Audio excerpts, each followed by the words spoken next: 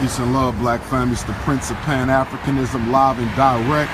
Baltimore, Maryland, Prince-Ifatunde. I finally found the grave of one of the greatest black men to have ever lived, also from Maryland's Eastern Shore, with ancestor Frederick Douglass and grandfather Stephen and grandfather George and grandmom Annie and grandmom Caroline. This is the great Bishop Alexander Wayman. He was the 7th bishop of the African Methodist Episcopal Church. I repeat, 7th bishop of the African Methodist Episcopal Church. He's buried here in Baltimore. I've been looking for the gravesite for years. I finally found it.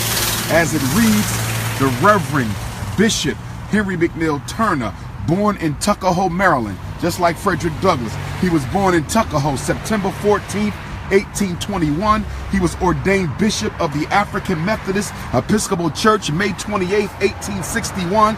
He served in the ministry of the African Methodist Episcopal Church for 56 years.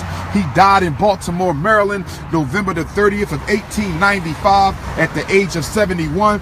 He was also a station master for the Underground Railroad. In fact, he was the one who was originally recording the narratives of escaped slaves, as we learned during last year's college tour. It was Bishop Alexander Wayman, my ancestor, who was originally recording the narratives of escaped slaves in the Philadelphia Underground Railroad office until William Still came, until he met the great William Still, began collecting the escaped slave narratives, picking up where Bishop Alexander Wayman left off. It was this pastor of the AME Church who helped to spread the mission of the AME. He built churches all the way to Texas, all the way to Florida, all the way to California. He was one of the bishops who continued to be a bishop, to preach to Africans during slavery and after slavery. He helped lead the fight to get education for all of the newly freed slaves. A great and powerful black man, and I want to pay respect. Here's a Harriet Wayman Turner.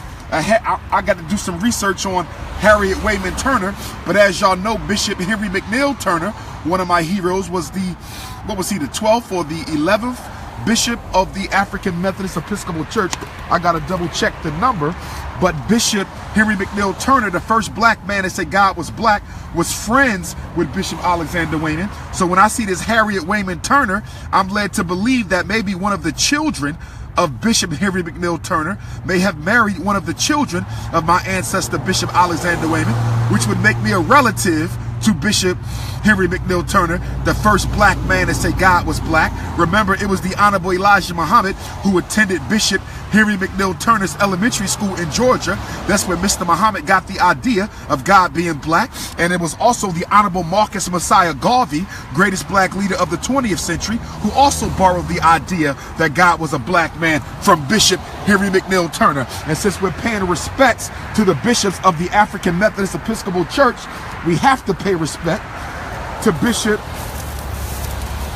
Daniel Payne. This is the gravesite of Bishop Daniel Payne. Some of y'all should know Bishop Daniel Payne. He was the 6th bishop of the African Methodist Episcopal Church. He was the 6th bishop of the African Methodist Episcopal Church, and this is the first black man. I said this was the first black man. I said this was the first black man to be president of a college in the United States. I'm gonna repeat it. The first black man to be president of a college in the United States. The 6th bishop of the African Methodist Episcopal Church, Bishop Daniel Payne. Wilberforce University. Shout out to all HBCUs.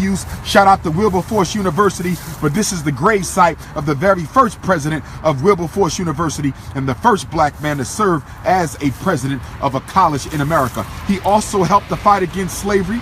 He helped to build up Blackstone Reconstruction.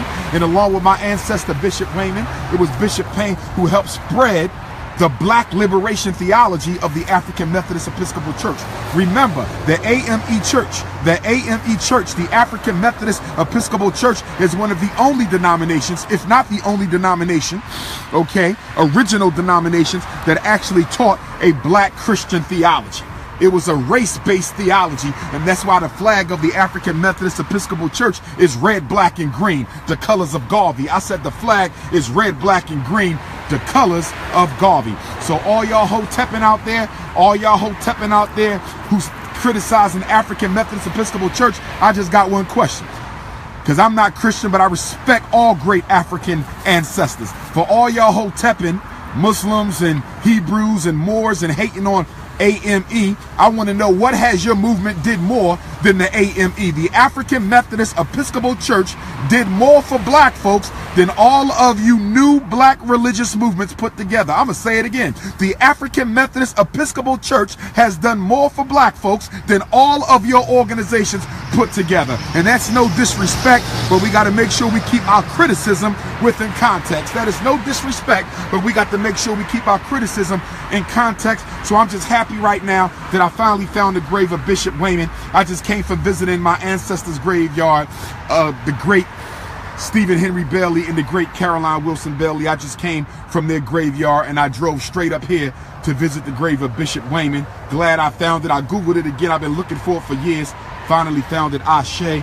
This may be the grave of his wife who survived Bishop Wayman. Ashe, rest in peace to the Queen Mother, if that is her. Okay, so we here, Baltimore, Maryland. So many great black folks are buried here in Baltimore. There should have been a stop on last year's college tour, but it will be a stop on this year's college tour. Should have been a stop on last year's college tour, but it will be a stop on this year's college tour. So this is the Prince of Pan-Africanism signing out. Just wanted to let y'all know we got two of the greatest black men. Two of the greatest black men right here. First black college president, Bishop Payne, 6th Bishop of AME, and then we got the 7th Bishop and my ancestor, 4 times great grand uncle, Bishop Alexander Wayman, who was married to my who was the uncle of my 3 times great grandmother, Annie Wayman, who was married to my 3 times great grandfather, George Washington Bailey, the nephew and cousin of the great Frederick Douglass. Ashe, Ashe, Ashe, we ride now.